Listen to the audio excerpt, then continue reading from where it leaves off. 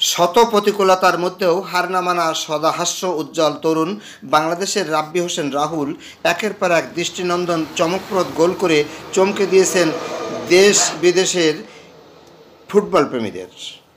বাংলাদেশ যখন গত 2 মাস ধরে চলছে ছাত্র জনতার আন্দোলনের ব্যানারে অরাজকতা নীরব অভ্যুত্থানের মাধ্যমে একটি সরকারকে হটিয়ে বাংলাদেশে অস্থির পরিস্থিতি সৃষ্টি হয়। এ সময় দেশব্যাপী যে অরাজকতা চালানো হচ্ছে তার চিত্র সারা বাংলাদেশ জুড়েই বহন করছে। নিয়ন্ত্রণ করার চেষ্টা করছেন অন্তর্বর্তীকালীন সরকার। দেশের এই টালমেটাল পরিস্থিতির মাঝে বাংলাদেশের জন্য বিদেশের মাটি থেকে একটি জয়ের খবর নিয়ে এসেছে বাংলাদেশের সীমান্ত শহর বেনাপোলের কৃতি সন্তান রাব্বি হোসেন রাহুল। বিদেশের মাটিতে সাফ অনূর্ধ্ব-20 ফুটবল টুর্নামেন্টের ফাইনাল খেলায় 4-1 গোলের ব্যবধানে নেপালকে পরাজিত করে বিদেশের মাটিতে জয় করে লাল সবুজের পতাকা।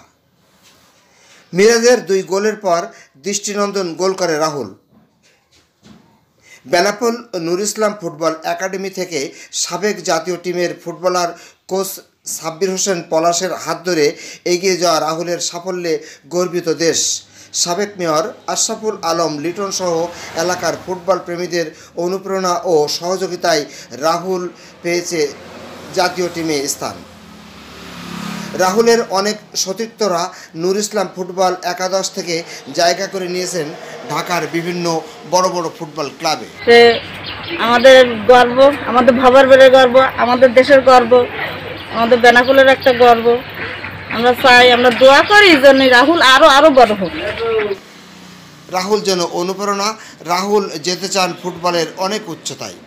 আসলে কোনো স্বপ্ন ছিল না, আমার বাসা থেকেও কেউ কখনো ভাবে নাই, ইভেন আমিও ভাবি নাই যে আমি ফুটবল প্লেয়ার হব। আমার ইচ্ছা ছিল ক্রিকেট খেলার, কিন্তু পরে আস্তে আস্তে ফুটবলে গেলাম।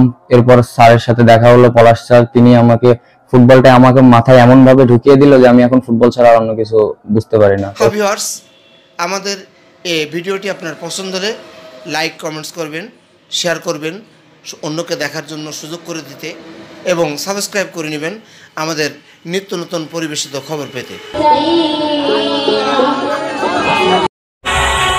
দেশ বিদেশের সব খবর জানতে, দেখতে, শুনতে, শিক্ষা, স্বাস্থ্য, যোগাযোগ, ভ্রমণ, বাণিজ্য ও বিনোদন সহ বিভিন্ন বিষয়ে সবার আগে সব প্রতিবেদনটি দেখুন ভয়েস অফ কলকাতায়।